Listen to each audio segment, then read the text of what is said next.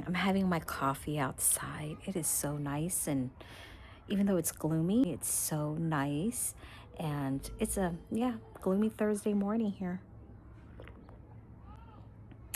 Wow, the end of the month, May 30th. No, April 30th. So,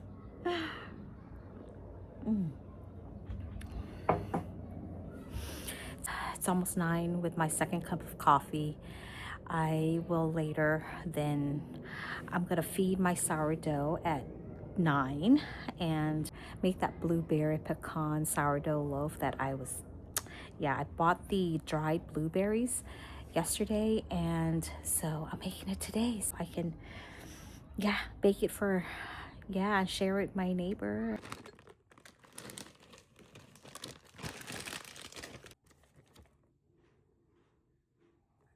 I'm gonna do my first stretch and fold, but I'm gonna sprinkle on top of the dough the dried blueberries and alternate with the chopped pecans. I'm so excited for this loaf because it's been a while. I haven't had any inclusion with the sourdough loaf. Okay, here's my first round of stretch and fold. I'm not gonna show all 4 sets of stretch and fold.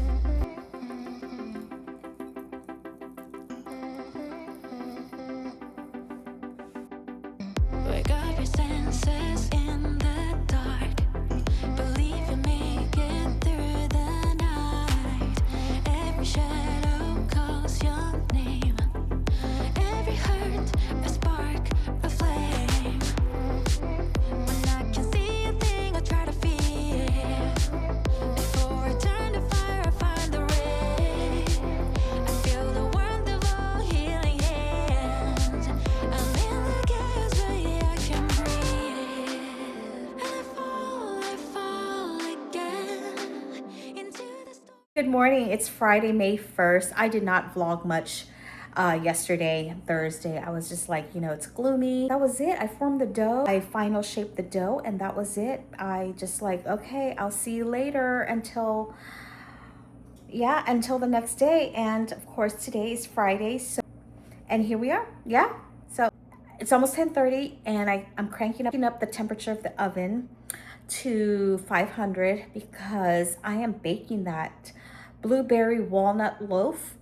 Was it walnut pecan loaf? It felt like it's almost like a blueberry bagel, but without the step of doing the bagels and boiling them and all that. But I'm excited to try. I finished baking the rest of the chocolate chip cookies with the walnuts in them, and they were the best I've done so far because I have chilled the dough. I think I mentioned, yes, I mentioned I've chilled the dough for like about 30 minutes and then, scoop them out with the ice cream scoop. The recipe called for to bake it for 12 minutes at 375 degrees Fahrenheit, but I did it at 350 but longer for like almost 14 minutes, and they are just perfect.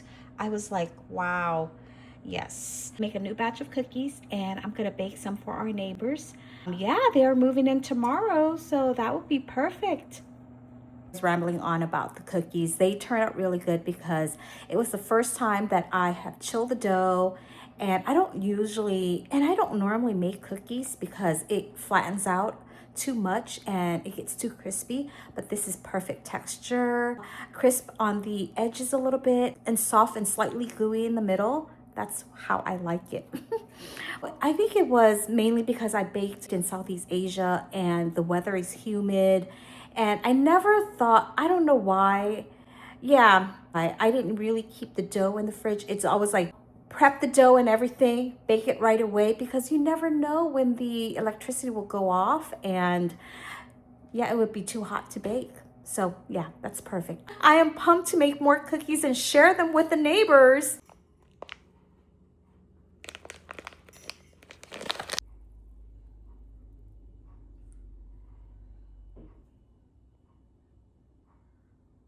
Took out this cumin rice out of the freezer. We're gonna have it with butter chicken. That's from Sam's Club that we love. So yeah, yeah, so that will be an easy dinner. And I wanted to make pizza, Friday pizza, but my husband's gonna have lunch out. He's helping our neighbor move in, so they can provide, lunch of pizza. So right now it's 11. Ooh, look how high she rose. Yeah, this is like, oh my, this is like almost 18 hours. Yeah. So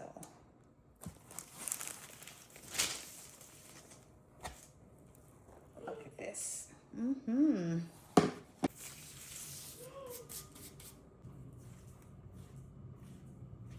This is with another unfed starter.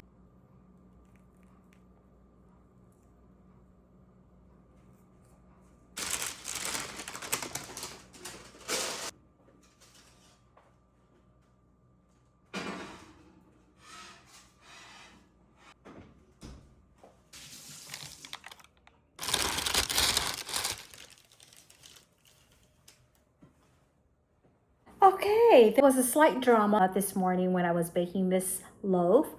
After I put the loaf in the oven for the first bake of 20 minutes, and then husband came in and he was just talking, we were talking, and then I realized like the oven doesn't sound on. It was still on when I put the loaf in, but as I got talking with him, I suddenly realized like 18 minutes in, I was like, how it circulates the air and stuff, I did not hear it. So I was like, oh, I ran to the oven and looked and it was off. I was like, great. It was, but I did not lift the lid off or anything. I did not open the oven door. I just suddenly, the oven temperature went way down to 300. And I was like, oh my goodness, should I turn on the air fryer and just keep that, like backup and stuff like that? But immediately I turned the oven to 500. About 15 minutes in, then it was preheating again. And I'm like, I'm going to just keep it. Yeah. But it is heavy. Oh my goodness. I baked it to 450. I opened the lid up and let it bake for 25 minutes. So it has, yeah, I'm not going to use the bread slicer. I'm just going to slice it by, normal bread knife.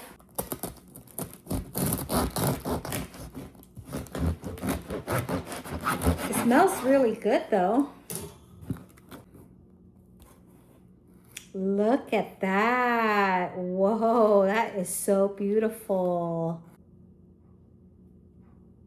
Look at that.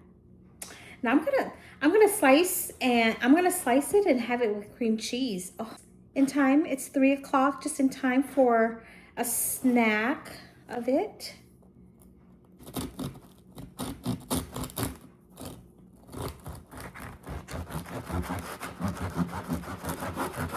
I'm gonna give my neighbor half of it, So, oh wow. Look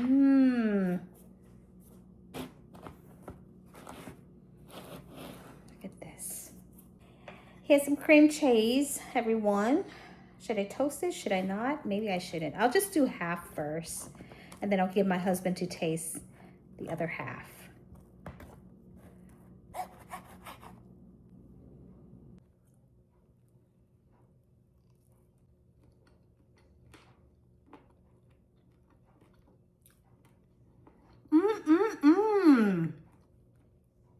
This is my new favorite.